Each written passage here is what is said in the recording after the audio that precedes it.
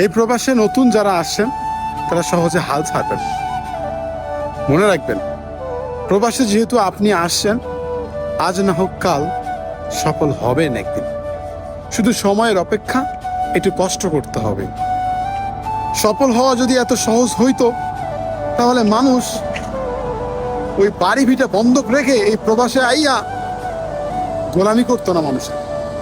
এই প্রবাসে অনেক ধনীর তুলাল পইরা আছে নিজের স্বপ্ন পূরণ করার জন্য, অথচ দেশে কিন্তু তাদের কোটি কোটি টাকা পইরা আছে, তবুও নিজেকে সফল করার জন্য, নিজেকে প্রতিষ্ঠিত করার জন্য এই প্রবাসে পাড়ি জমায়। বুঝছেন?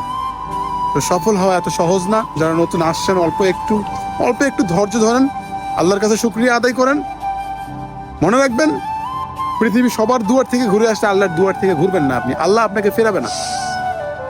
আপনি, আমি, আমরা মধ্যবিত্ত যারা, তারা কিন্তু সবসময় ঋণ করেই প্রবাসে আসি। আমরা অনেক কষ্ট করি, অনেক পরিশ্রম করি, এরপরেও কিন্তু আমরা সফলতা পাই না। আর একটা জিনিস মনে রাখবেন, আল্লাহ তাআলা যে জিনিসটা দেয়, অতি সহজে জিনিসটা দেয়, ওই জিনিসটা কিন্তু অতি তাড়াতাড়ি আবার নিয়ে যায়। আর যে জিনিসটা অনেক কষ্টের পর দেয়, ওই জিনিসটা সারা জীবন থেকে যায়। তো জীবনে প্রতিষ্ঠিত হতে গেলে কর্মজীবনে একটু সময় লাগবে, তাই হাল ছাড়বেন না ভাই।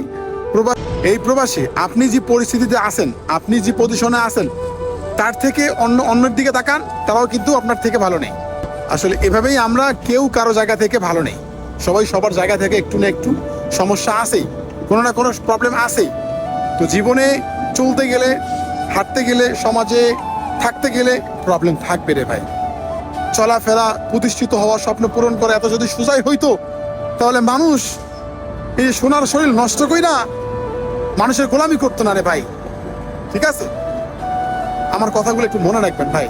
কেউ হাল ছাড়বেন, নতুন যারা আসছেন এই প্রবাসে কেউ হাল ছাড়বেন না। আমিও প্রথমে এই প্রবাসে আসার পর অনেক চিন্তা করতাম যে ভাই আমি কবে প্রতিষ্ঠিত হব। অনেক মানুষরা এত টাকা ইনকাম করে, এত টাকা স্যালারি পায়, এত অল্প দিনের মধ্যে আমি 1000 টাকা স্যালারিতে কবে কি করব। আল্লাহর রহমত যদি থাকে, যে 10 টাকা দিয়ে কিছু করতে পারবেন, আপনি 2 টাকা দিয়ে কিছু করতে পারবেন। সময় লাগবে ভাই, মনে ধৈর্য লাগবে, আল্লাহ তাআলার প্রতি বিশ্বাস রাখতে হবে, কখনো নিরাশ হবেন না। মনে রাখবেন, সবার রাস্তা যদি বন্ধ থাকে, তাহলে আল্লাহ তাআলার রাস্তা বন্ধ নাই। উনি আপনার জন্য যে কোনো রাস্তা একটা বের করেই দিবে। বুঝছেন? তাই যারা নতুন প্রবাসে আসবে